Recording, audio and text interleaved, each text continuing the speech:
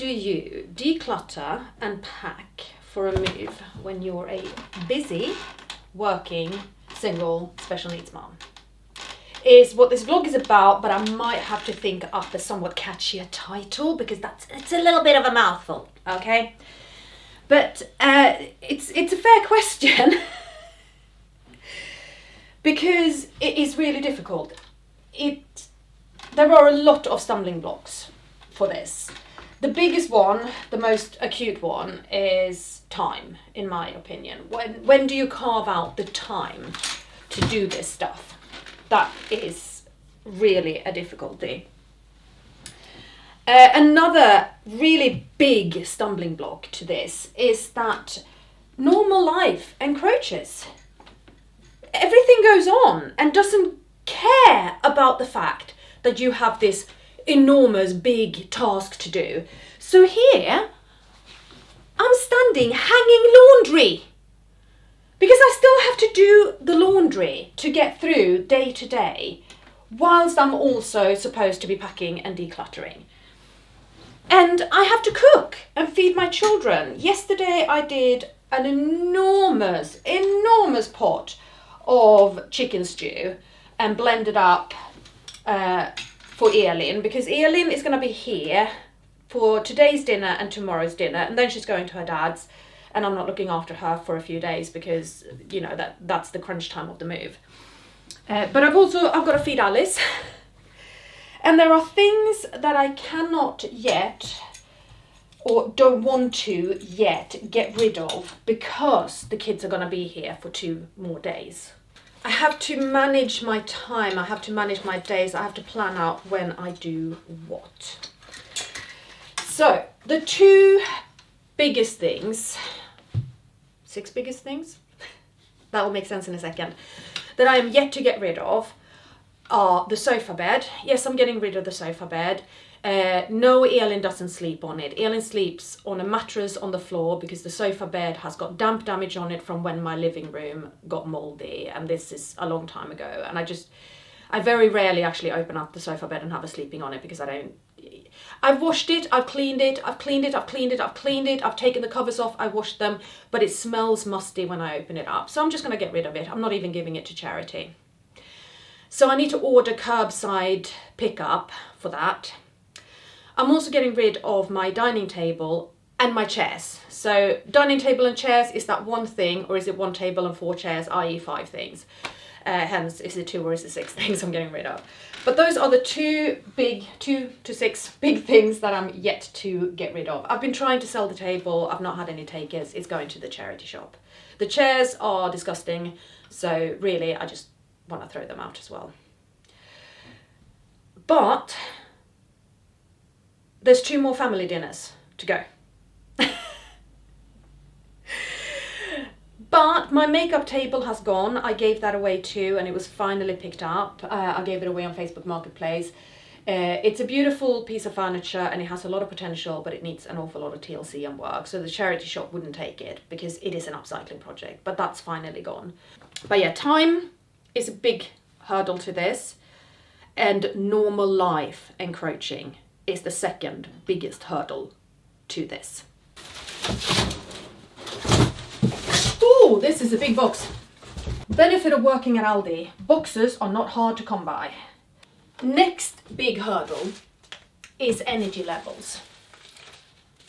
What resources, internal resources, have you got to do this? And how are you ensuring that you manage your spoons, if you're into spoon theory? If you don't know what spoon theory is, I advise you look it up.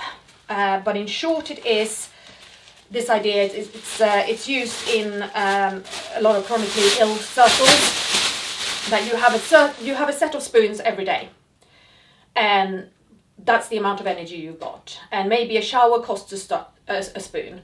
Going out to meet a friend might cost 2 spoons. And so how do you manage your spoons through the day? But look it up because there's more to it, and the spoon theory is brilliant. And I use it a lot. How many spoons have I got today? There are things that give you spoons, but there are things that cost you spoon. And you want to end the day not in a negative balance. But how much energy have you actually got, and how are you managing your energy to cope with what is inevitably an enormous job? And the final big thing to decluttering is emotional attachment. How do you feel about what you're trying to do? How is this affecting you emotionally? It's very hard to get rid of things that you have emotional attachment to. And how do you let go of that emotional attachment, or how do you manage that emotional attachment in order to get rid of shit? What were these things? What did I just call them? Time to do it, everyday life encroaching, managing your energy, and managing your emotional attachment to things. So that's 4 big things. Let's do it that way, because otherwise my arthritis plays up with me. 4 big things to managing, decluttering and packing for a move. Time management. Start as early as you are able. Now, I have been decluttering for quite some time, not as much as I wanted to, but I think I've had a feeling that this was coming. I was actually considering initiating this myself and do this move myself. Well, I was going to move out of here eventually. That was kind of in my next year plan, was to move somewhere else and move somewhere smaller. I had in mind that I was going to do it in my time and quite probably something a bit bigger than what I'm moving into, but things didn't end up that way. It's been a slow, very, very slow job, but I have over time been getting rid of things. I have gone through my wardrobe and cleared out quite a lot of stuff. Maybe not as much as would have been helpful, but some. Trying to go through the girl stuff and get rid of what's been outgrown, really. Things have been going on.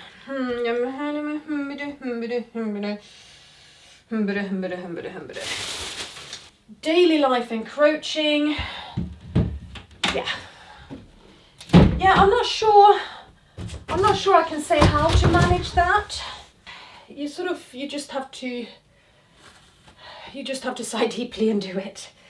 The more you get rid of stuff, the easier it is, obviously, but yeah, just bear in mind, I think, because you can't control it, you just kind of have to bear in mind that it's going to happen. Now, the one thing that I am really nervous about, and that I am actually kind of expecting will happen, is Elin going into hospital. Elin has not had one of her seizure spirals since October. It is now February. She's due one, okay? Elin is due one of her big seizure spirals. That's going to land her in hospital. And knowing my daughter, she is going to time it with precision. So we're keeping everything crossed and touching wood. And just, oh, please, no, please don't do it. Not right now, okay? Just not now, child. Pretty please.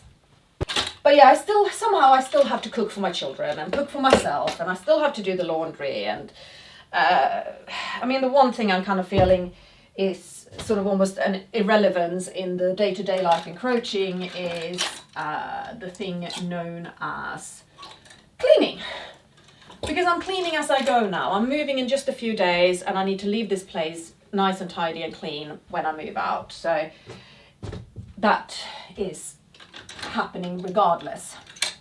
With regards to managing energy levels, this is something I advocate for anyway. Plan in rest. When you make a plan for the day, when you write your daily to-do list, start with when are you resting and what does rest like? What does rest look like today? Is it sitting down and watching a TV show? Is it having a nap? Is it doing a meditation? What does rest look like? And even planning in rest days. So a couple of weeks ago, I had the whole weekend off from work. And yes, I could probably have gotten loads done here at home. What I did was I went to stay with my fella for the weekend. I left this place completely. I didn't do anything. I went to my fellas and I chilled out. And it was the best thing I could have done. I basically gave myself a little mini holiday, a mini break from all of this. A time where I couldn't get involved in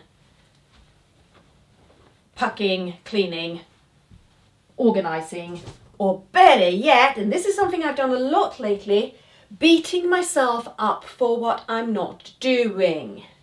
It's very easy we do that. It's very easy that our body tells us we need rest, and so we sit down and we doom scroll, and while we're doom scrolling we're going, I'm being such an idiot, why am I doing this, why am I so lazy, why am I wasting my time, blah, blah, blah, blah, blah, blah. That's only going to drain you of more energy, right? And this is also why I say plan in your rest. If your rest is planned, then you can't beat yourself up for it. Okay? I have planned in to take time now to recharge my batteries for better results when I get going again. Okay?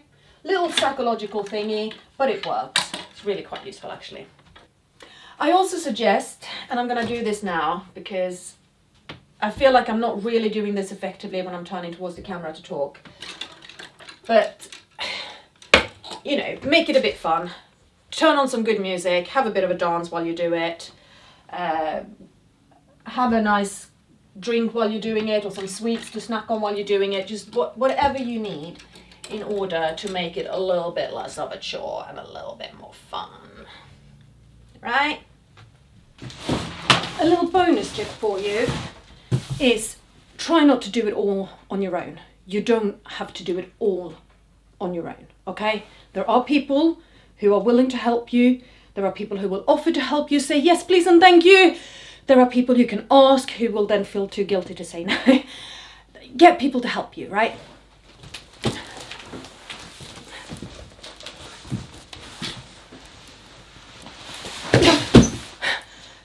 Help!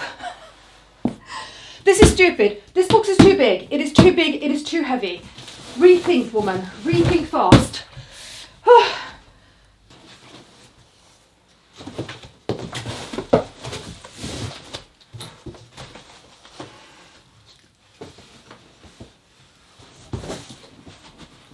Yeah, this box is too big, so I've cut it open now and it's going to take my grandmother's embroidery instead.